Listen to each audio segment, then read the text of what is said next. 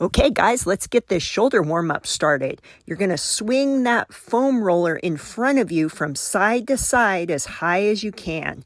Then I want you to move into the side position and come front to back as high as you can. Really get those swings going to warm those shoulders up.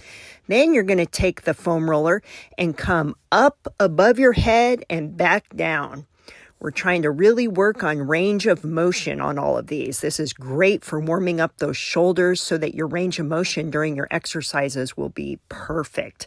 Now you're going to press the foam roller above your head as high as you can and then come down as low as you can behind your neck. Now we're going into can openers. You're going to need the dumbbells. I want your thumbs facing down and you're going to make kind of a V as you come up. Do these nice and slowly with a nice light weight for 20 reps. Next, you're going to go into upright rows with the dumbbells. Again, a light weight and just working on that range of motion. Finally, we're going to go into the supine lat raises. I want you to stand nice and tall with your chest out, thumbs up, and just bring those thumbs up as high as you can when you're raising those dumbbells.